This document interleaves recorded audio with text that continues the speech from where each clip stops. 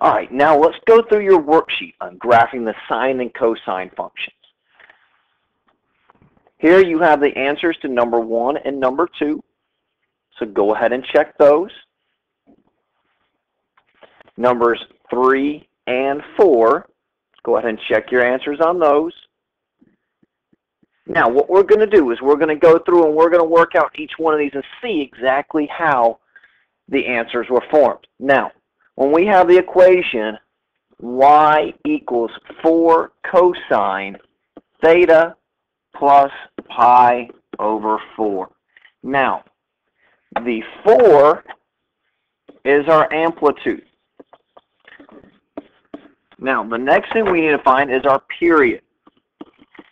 The period is 2 pi divided by the number in front of theta, which is 1, so our period is 2 pi.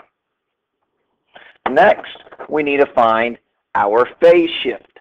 The phase shift is going to be negative pi over 4 divided by the number in front of theta, which would be 1, which leaves us with just negative pi over 4. Now, if you notice, that's what I plugged in the table up above, but to help you go through it, let's do that now. So we're going to have 2 pi times 0, 2 pi times 1/4, 2 pi times 1/2, 2 pi times 3/4, and 2 pi times 1. Now, before I go through the next step, I'm going to multiply those together. So 2 pi times 0 is 0. 2 pi times 1/4 is 2 pi divided by 4. 2 pi times 1/2 is 2 pi over 2. 2 pi times 3/4 is going to give me 6 pi over 4. And 2 pi times 1 just gives me 2 pi. Now I need to add my phase shift. My phase shift here is negative pi over 4. So minus pi over 4, minus pi over 4, minus pi over 4, minus pi over 4, and minus pi over 4. Now if you notice, that's exactly what we have in my columns above. Now, let's find out how I got these answers here for the points. Well, 0 minus pi over 4 is negative pi over 4. We have common denominators here, so all I've got to do is take 2 pi minus pi, which is going to give me pi over 4. Here I do not have common denominators, so I need to make those. So I need to multiply the top and the bottom here by 2.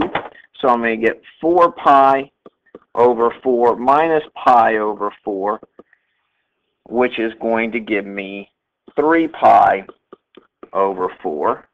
So we're right here at this step here at 3 pi over 4. We have common denominators for our next point. So 6 minus pi is going to give me 5 pi over 4. Now 2 pi minus pi over 4 does not have a common denominator, so I need to take that 2 pi, put it over 1, minus pi over 4, multiply 2 over 1 by 4 and 4, which will give me 8 pi over 4 minus pi over 4, which gives me 7 pi divided by 4, as we have down here. Now, you can see I made my points. Negative pi over 4, pi over 4, 3 pi over 4, 5 pi over 4, and 7 pi over 4. Now, our amplitude is 4, so that means I have to go up 4 and down 4. So here is 4 and negative 4.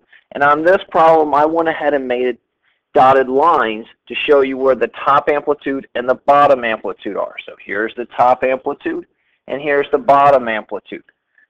Now, we do not have a vertical shift, so our midline still stays on the x-axis. Now, it is a cosine function, so we start at the top amplitude for our first point. Then we hit the midline, bottom amplitude, midline, and top amplitude, and we trace in our function. And that is how we got the answer for number 1. Now, moving on to number 2. Number 2, as we notice here, our amplitude is 3/2. So 3/5 and negative 3/5. We do not have a vertical shift. There is no number out here. So our midline is still going to be on the x-axis. Now what we need to find out is how did I exactly get negative 8 pi, negative 6 pi, negative 4 pi, negative 2 pi, and 0? Well, our period is going to be 2 pi divided by 1/4, which will give us 2 pi times 4/1, which is 8 pi. So I put 8 pi in my column. Now I got to find my phase shift. Finding my phase shift, I'm going to take negative of 2 pi, the opposite of that 2 pi, divided by 1/4, which is going to give me negative 2 pi times 4, which is negative 8 pi. That's why I have negative 8 pi in the column for our phase shift. Now all we have to do is multiplication and subtraction here. So 8 pi times 0 is 0. 0 minus 8 pi, when I add them together, is going to give me negative 8 pi. 8 pi times 1/4 is going to give me 2 pi, plus negative 8 pi gives me negative 6 pi. 8 pi times 1/2 will give me 4 pi, plus negative 8 pi gives me negative 4 pi. 8 pi times 3/4 will give me 6 pi, plus 8 pi gives me negative 2 pi. 8 pi times 1 gives me 8 pi, plus negative 8 pi gives me 0. So those give me all of my points along my x-axis. Now, graphing in the sine function, sine starts on the midline at our first point, then goes to the top amplitude, midline, bottom amplitude, midline, and we connect them with a wave, and we have our graph. Now, moving on to number 3. Number 3 shows us that we have a negative sine function. Now, the difference here is when we have a negative sine function, it starts on the midline, but our next point goes down, midline, top amplitude, and midline, so it goes this way. And it's what we call that is a reflection over the midline, or a reflection over the x-axis. So what we need to talk about now is how did I get a period of pi? Well, that period of pi comes from 2 pi divided by that number in front of theta, which is 2. So that gives me pi for my period. So I have a period of pi. Now, there is no number. When I have that negative 2, sine, 2, theta, there is no other number inside of this parentheses here being added or subtracted to it, so there is no phase shift. So that's why I wrote none and scratched out that column. So all we have to do now is take pi times 0, which gives us 0, pi times 1/4, which gives us 1/4 pi, pi times 1/2, which is 1/2 pi, pi times 3/4, which is 3/4 pi, and pi times 1, which is pi, which we have here, 0, pi over 4, pi over 2, 3 pi over 4, and pi. Now remember, we have this 4 on the outside. That tells me I have a vertical shift up 4. So my midline is at y equals 4. And I have an amplitude, because my amplitude is the absolute value there. So I have an amplitude of 2. So I'm going to go up 2. So So that's 4, 5, 6, and down to 2. And those will be my amplitude points. So for the negative sine function, we're going to be at the midline, down at the bottom amplitude this time, midline, top amplitude, and midline. And when we connect them, we'll make that wave. Going on to our last problem. Now, this one is negative cosine. Now, positive cosine starts up at the top amplitude, midline, bottom amplitude, midline, top amplitude for a normal function that from 0 to 2 pi. Now, to graph the negative cosine, that would be a positive cosine. To graph the negative cosine, this time we start at the bottom amplitude, go to our midline, top amplitude, midline, bottom amplitude, where we would go from 0 to 2 pi, connecting them in. Now, so how did my points change? Why did it shift and go to negative 2 pi to positive 2 pi? How do we get that period? Well, let's look at that.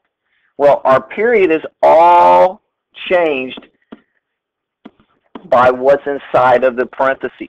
So what's inside of these parentheses will change my x points. So for my period, I have 2 pi divided by 1/2, which gives me 4 pi, which again, we can see is in the table here underneath the period. Now, our phase shift is going to be negative pi divided by 1/2, which is going to give me negative 2 pi, which you can see here is labeled in our table underneath the phase shift.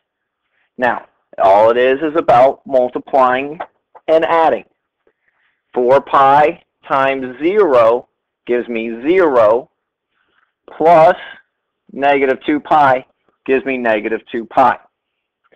Going through my next spot, 4 pi times 1/4 gives me pi, plus negative 2 pi leaves me with negative pi. Half of 4 pi gives me 2 pi, plus negative 2 pi gives me 0. 4 pi times 3/4 gives me 3 pi, plus negative 2 pi leaves me with pi. 4 pi times 1 gives me 4 pi, plus 2 pi, or minus 2 pi gives me 2 pi. So that gives me my first point, second point, third point, fourth point, and the fifth point. So that's how I come up with all 5 of my points to make my one period of this negative cosine of theta over 2 plus pi. Now, it's negative, so I'm going to start at the bottom amplitude, hit my midline, top amplitude, midline, bottom amplitude, and I have my function graph.